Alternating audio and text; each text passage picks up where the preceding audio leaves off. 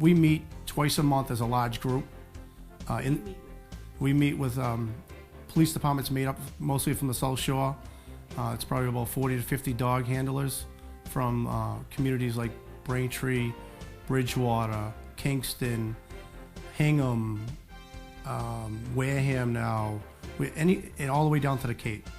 Like I said, Director Ballinger from Barnstable County is the head instructor of that large group, and I assist him a lot in the training.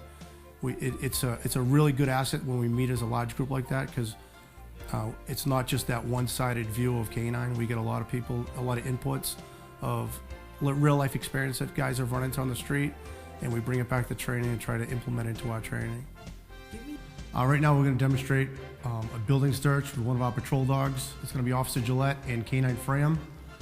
If you look over here, we have Sergeant Harvey in a what we call a bite suit. It's a protective suit. It allows the dog to apprehend the suspect without injuring Sergeant Harvey.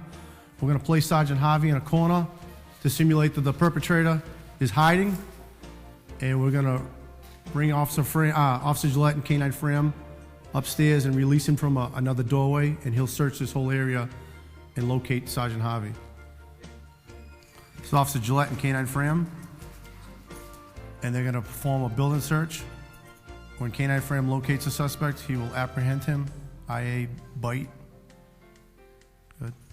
What you'll see is Officer Gillette will bring his K-9 to the doorway. He's going to give verbal commands to the suspect, allowing him to give up if he would like to. Because it's a training exercise, the suspect is not going to give up. Please K-9 come out us in the dog and find you and bite you.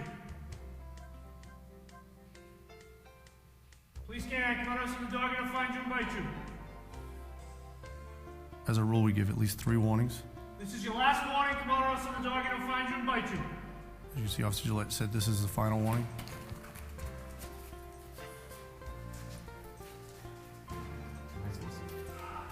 Just fall right behind him. Stop fighting my dog! Stop fighting my dog, back in! Right in, Dave. You can come right in. You can see K-9 Fram has apprehended the suspect with a leg bite. K-9 Fram is trained to hold that bite. As you can see, he's very safe. I can come in, I can touch K-9 Fram. He's not going to let go of the suspect. Officer Gillette will perform what we call a felony liftoff.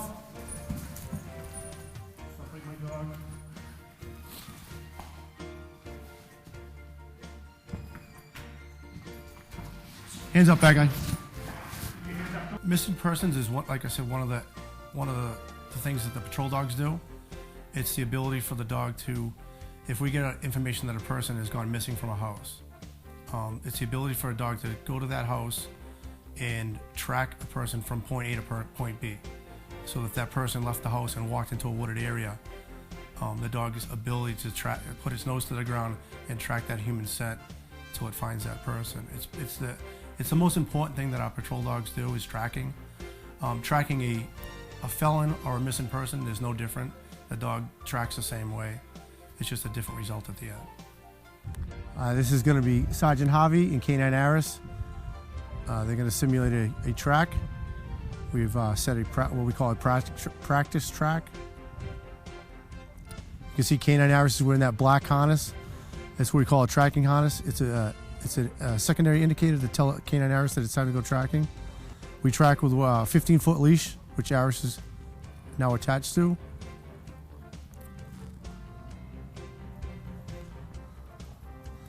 You see his Sergeant Harvey will place the leash under his right leg, front leg, and that's another indication to the dog to start tracking.